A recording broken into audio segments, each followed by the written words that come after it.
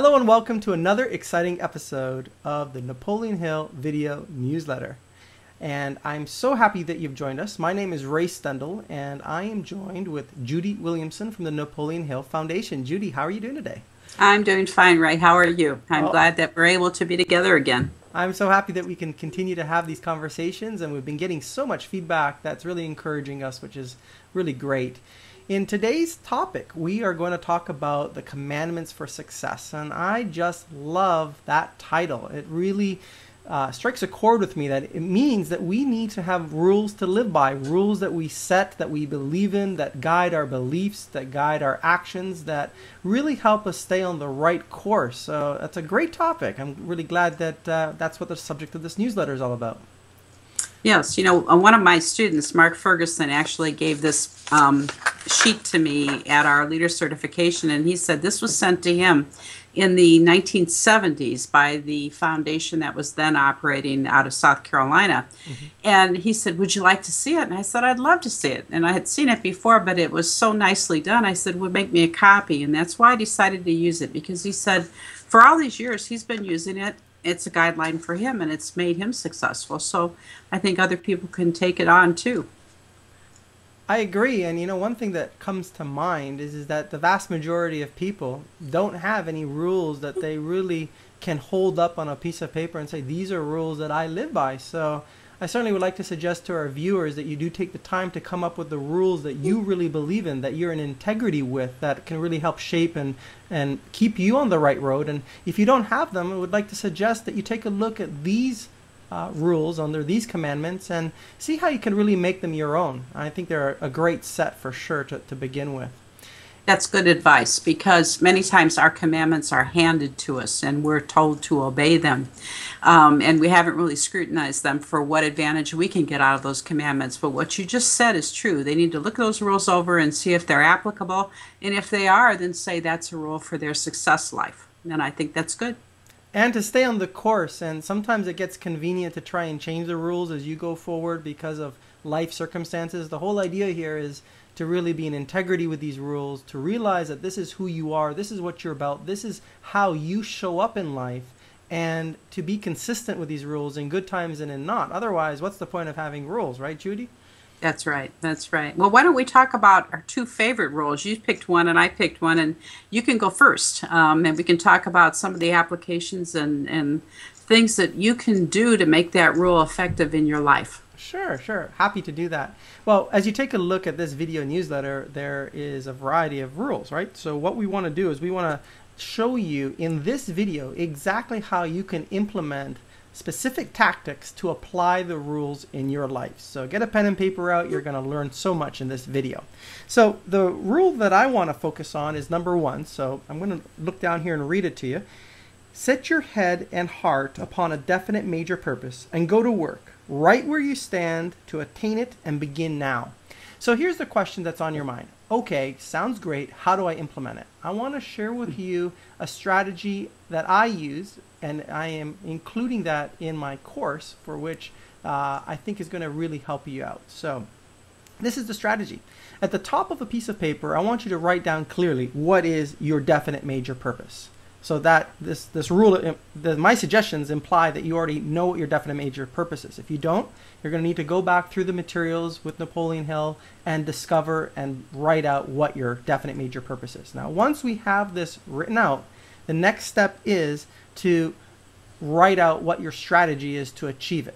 So the strategy is really your high-level how you're going to go about to make it happen. It's not necessarily that you know every step of the way to get there, and that's important for you to realize. If you know how to get there with every step, your goal isn't big enough. See, part of what this Ezine is about is showing you that the power of struggle. The struggle is what helps build your character. So if you know exactly how to make it happen, you're shooting too low.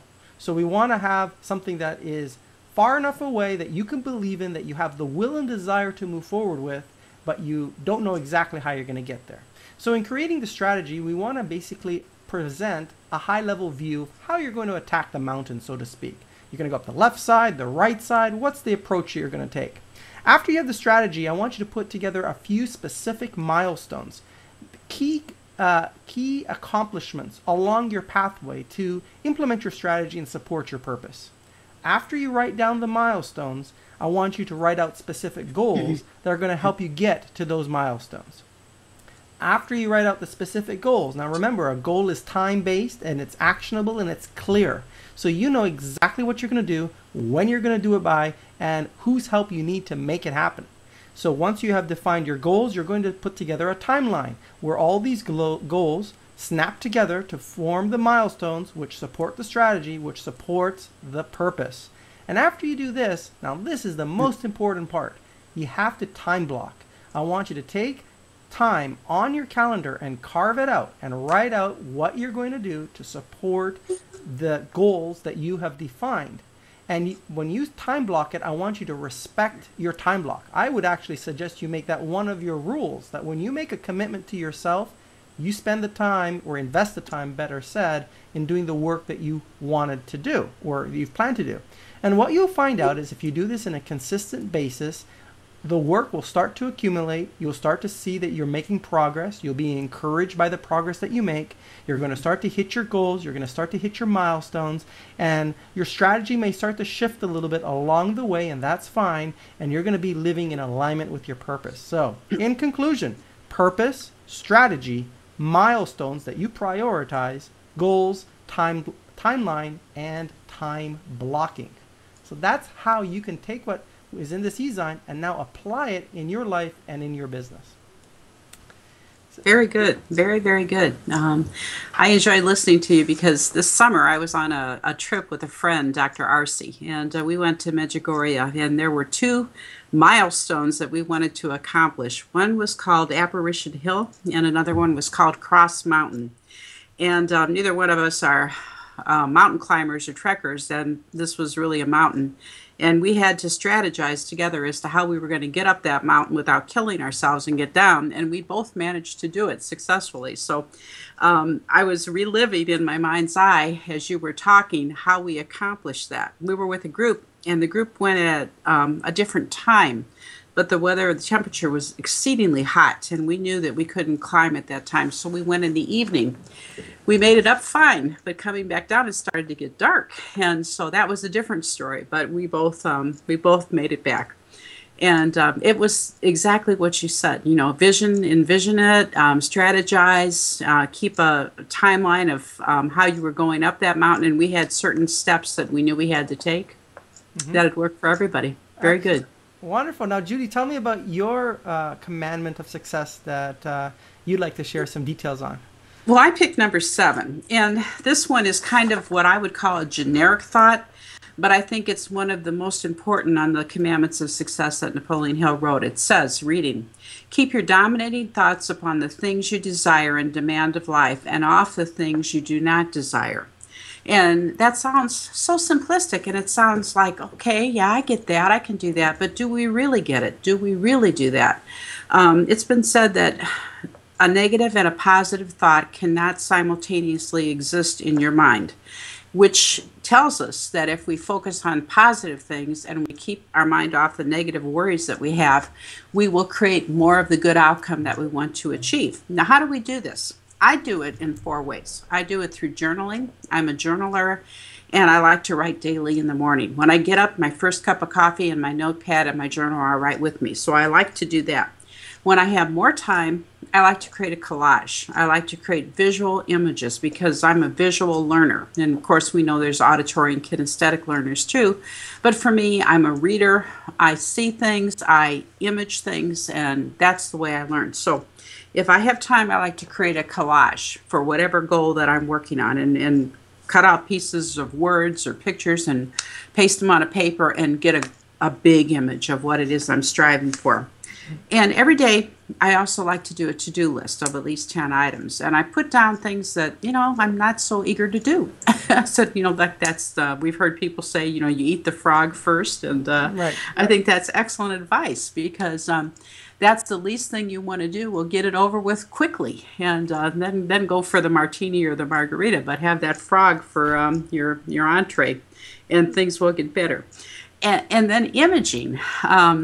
I can image things in my mind's eye. I can close my eyes and I can see images, and I have conditioned myself to be able to do that. I know some people cannot envision in that way. So they might have to do something in an auditory fashion. But if I can create the picture perfect outcome that I want to see happen, I'm working toward that goal that you were talking about. So again, that's that positiveness that we're conditioning our mind for. And I do know it works, because the opposite is depression. And if you allow yourself to spiral down and become depressed, you're not effective. You find reasons not to accomplish your goals. You don't even take on a goal, and you hold back, and you become stifled. You become stagnant, and pretty soon you're on the dying end of the continuum, and we don't want to be there. We want to be on the growth end. Absolutely. So that's my take on number 7, and I think number 1 is Napoleon Hill's favorite one, because he's always said you start with a definite major purpose, and he says that's what you need to start with. And W. Clement Stone, his contemporary and also his partner, said number 7. He said, you got to do it with a positive mental attitude, or you can forget the outcome. And I think both are critically important. Well, they come together like a yin and yang. They're both critically important. They do. I agree. Well, Judy, this has been another exciting episode. Thank you so much for joining me. And we want to introduce something new to all of our viewers. We would like to be able to get feedback from you and comments and questions that we can address in these videos and make it a little bit more interactive. In order for us to do this, we'd like to suggest that you email us your comments, your questions, your feedback. And if you just send an email to questions with an S, Ezine, no, let me say that again, ezinequestions@naphill.org, and you will find the exact email in this video, which I'll add once we go through the editing process. And if you could just send us some feedback or questions that you'd like to see us address, or maybe you have some comments for videos you'd like to see us talk about in the future, we'd very much appreciate it.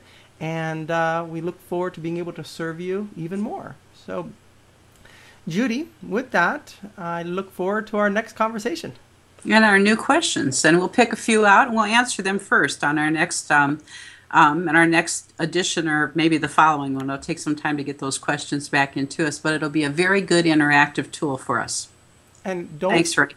Oh, and just one more thing. Don't forget to share this video. I mean, there's a lot of useful content in this video. So if you know people, friends, family, people that you really know need to hear this message, please share it with them.